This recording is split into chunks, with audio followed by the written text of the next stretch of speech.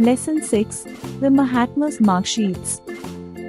Mahatma Gandhi, widely known as the father of the nation in India, was born with the name Mohandas Karamchand Gandhi.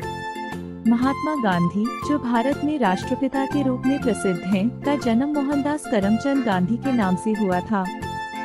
He was one of the most influential men of the 20th century. वह 20वीं शताब्दी की सबसे प्रभावशाली व्यक्तियों में से एक थे. But what kind of a student had he been?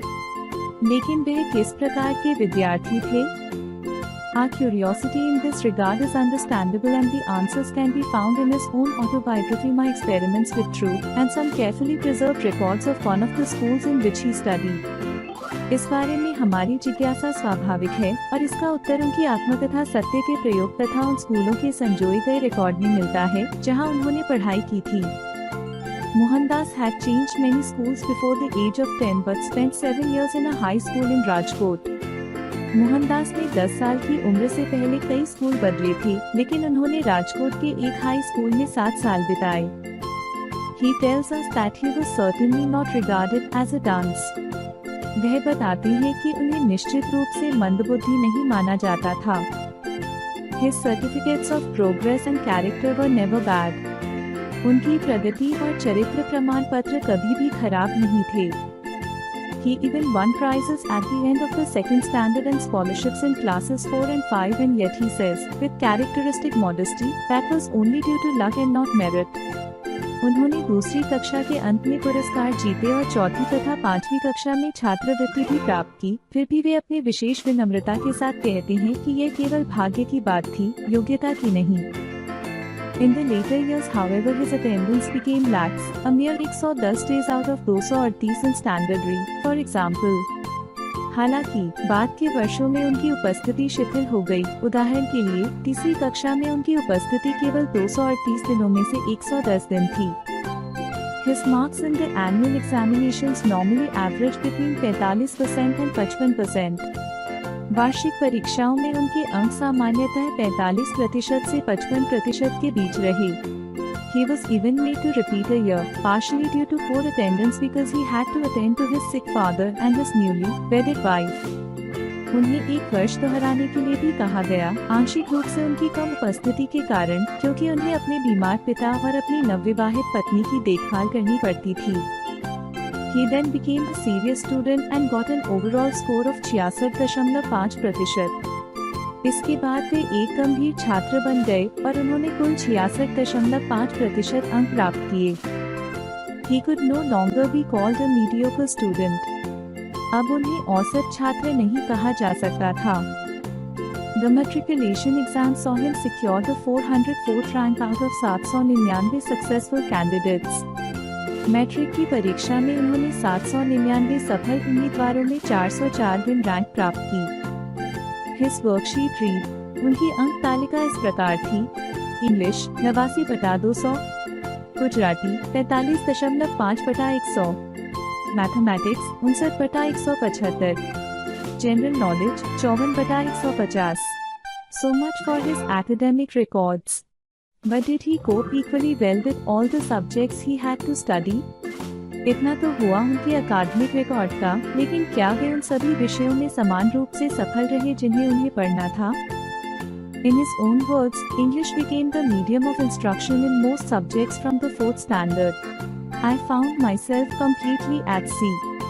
उनके अपने शब्दों में, चौथी कक्षा से अधिकांश विषयों की पढ़ाई अंग्रेजी में होने लगी.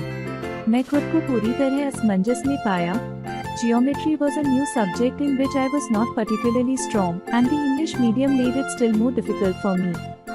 ज्यामिति एक नया विषय था जिसमें मैं विशेष रूप से मजबूत नहीं था, और अंग्रेजी माध्यम ने इसे मेरे लिए और भी कठिन बना दिया. The teacher taught the subject very well, but I would not follow him. शिक्षक इस विषय को बहुत अच्छी तरह से पढ़ाते थे, लेकिन मैं उन्हें समझ नहीं पाता था. Often I would lose heart and think of going back to the 3rd standard.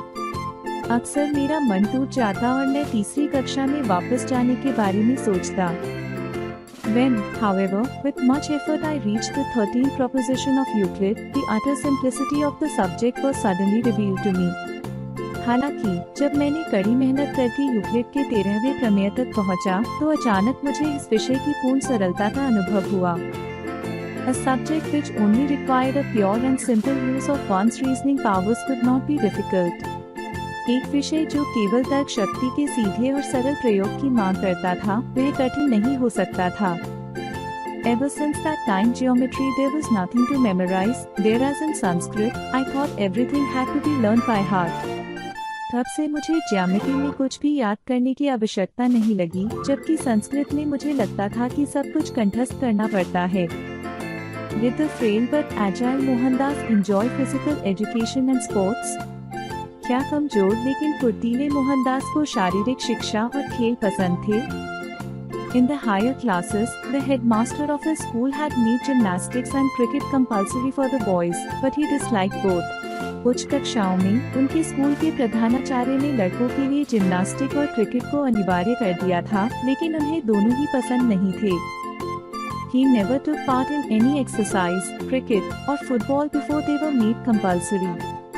जब तक इन्हें अनिवार्य नहीं किया गया, तब तक उन्होंने कभी किसी व्यायाम, क्रिकेट या फुटबॉल में भाग नहीं लिया।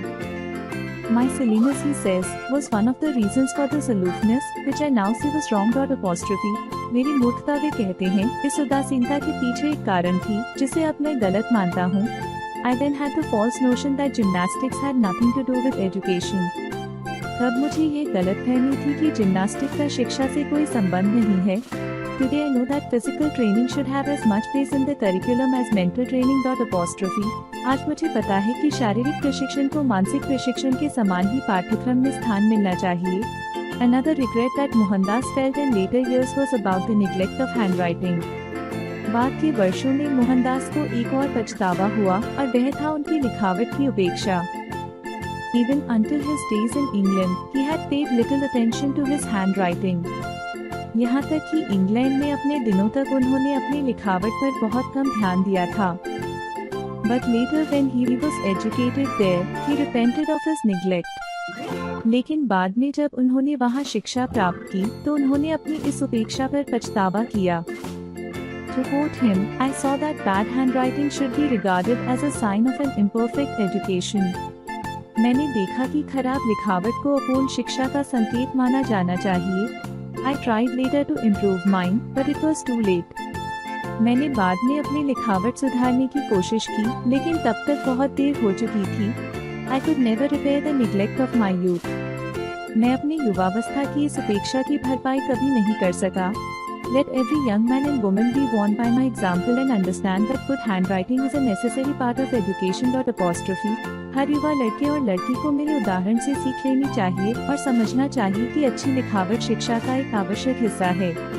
Despite his rather orderly performance in examinations, Mohandas's middle school teacher marked his conduct as very good. परीक्षाओं में उनके अपेक्षाकृत सामान्य प्रदर्शन के बावजूद मोहनदास के मिडिल स्कूल शिक्षक ने उनके आचरण को बहुत अच्छा बताया था। The records also provide glimpses of some writing that he did in his English papers. Record हमें उनके अंग्रेजी पत्रों में लिखी गई कुछ रचनाओं की झलक भी दिखाते हैं।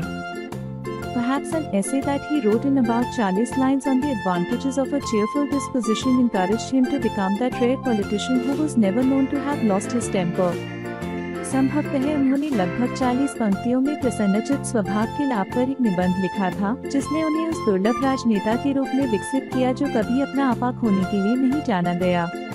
For 25 marks he had been asked to paraphrase a poem which described how Jesus would reveal himself.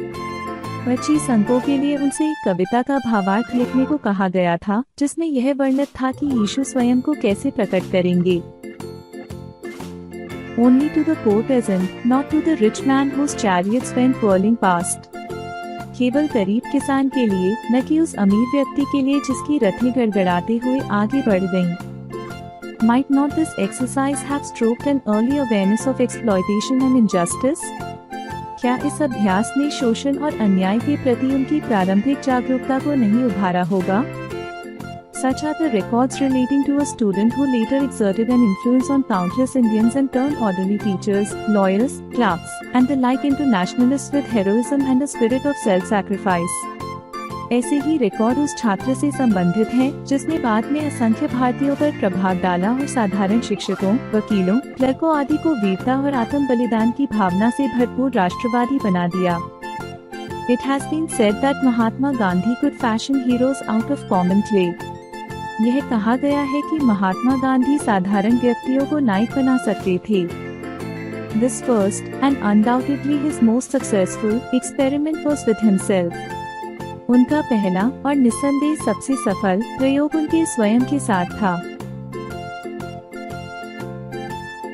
Word meaning: डंस, slow learner, मूर्ख, धीमी गति से सीखने वाला, जो सीखने में बहुत समय लेता है। Characteristic modesty, expressing a lower opinion, स्वाभाविक विनम्रता, खुद को कमतर आंकना या दिखाना। लैक्स, केयरलेस, ढीला ढाला, लापरवाह, जो सतर्क न हो। मीडियोकर, नॉट वेरी गुड, सामान्य, औसत, बहुत अच्छा न होना। ऐसी, अनेबल टू सी, कंफ्यूज्ड, भ्रमित, असमंजस में, किसी स्थिति को न समझ पाना। Euclid, a famous Greek mathematician, Euclid, प्राचीन ग्रीस के प्रसिद्ध गणितज्ञ। फ्रेम, नॉट स्ट्रॉन्गली मेड, दुर्बल, कमजोर, जो आसानी से टूट जाए।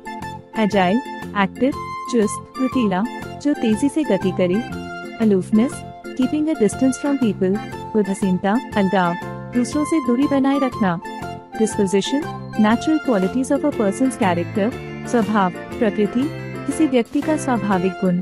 Paraphrase, to write in different words, भावार्थ, पुनर्लेखन, किसी वाक्य को अलग शब्दों में लिखना। स्ट्रोक, सेट इन मोशन, सक्रिय करना, गति देना, किसी चीज को चलाना या गति देना। एक्सप्लॉयटेशन, यूजिंग पीपल अनफेयरली, शोषण, अनुचित लाभ उठाना। फैशन, टू शेप, आकार देना, गढ़ना, किसी चीज को एक विशेष रूप देना।